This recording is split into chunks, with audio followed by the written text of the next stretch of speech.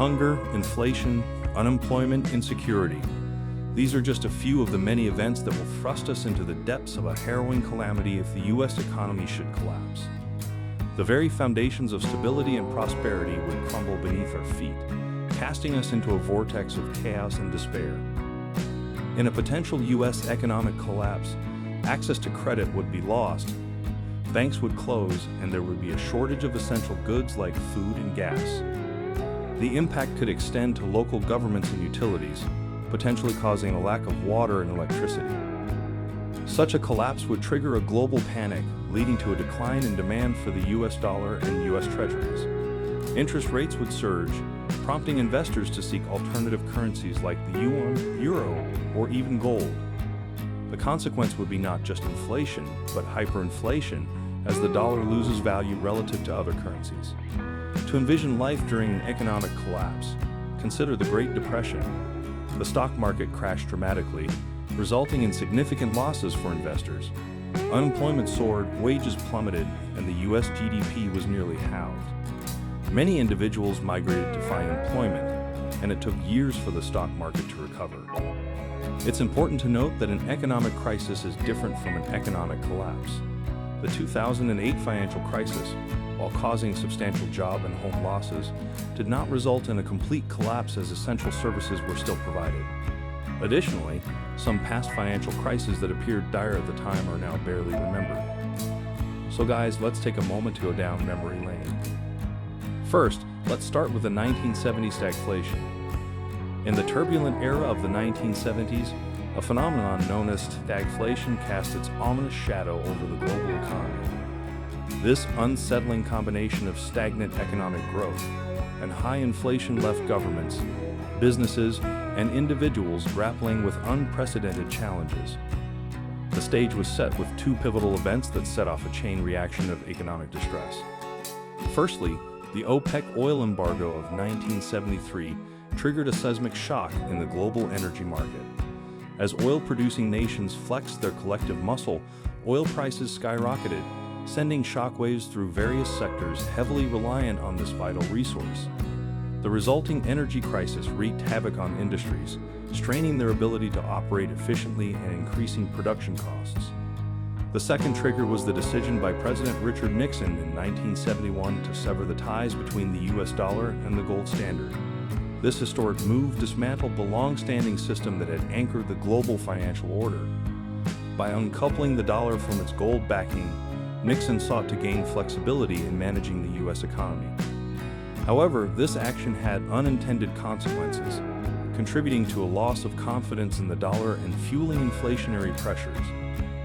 As the 1970s unfolded, the insidious effects of stagflation took hold. Inflation, fueled by soaring energy costs, began to spiral out of control. Prices of goods and services surged at an alarming rate, eroding the purchasing power of individuals and businesses alike.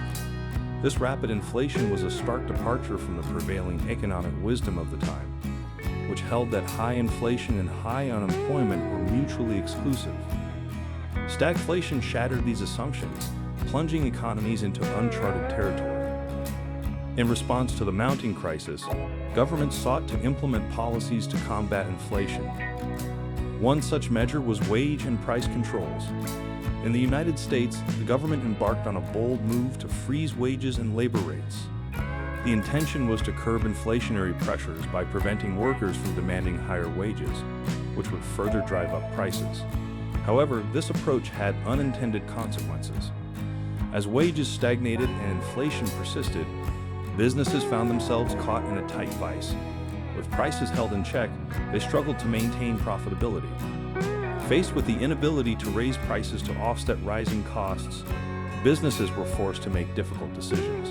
Many were compelled to lay off workers or reduce their workforce to stay afloat in the face of dwindling profit margins. The consequence was a soaring unemployment rate, as businesses simply could not sustain employment levels at unprofitable wage rates.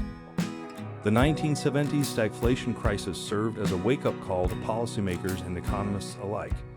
It shattered long-held beliefs and forced a reevaluation of traditional economic models. It highlighted the complexities of managing an economy plagued by simultaneous high inflation and high unemployment, a conundrum that defied conventional solutions. The 1981 recession. In the year 1981, the United States found itself in the grips of an economic crisis fueled by double-digit inflation. The Federal Reserve, under the leadership of Chairman Paul Volcker, embarked on a bold and decisive strategy to combat this raging inflationary storm. Their weapon of choice was a significant increase in interest rates, which had far-reaching implications for the nation's economy. The decision to raise interest rates was not made lightly but was driven by a determination to rein in inflationary pressures that had been festering for years. The move aimed to tighten the money supply, making borrowing more expensive and reducing consumer spending. By curbing the excessive growth of money in circulation, the Federal Reserve sought to quell inflationary expectations and restore economic stability. However, the impact of the interest rate hike was swift and severe. The subsequent tightening of credit had an immediate and adverse effect on the economy, plunging the nation into a recession of staggering proportions. This recession would eventually be recognized as the most severe downturn since the Great Depression, sending shockwaves through industries, businesses, and households across the country.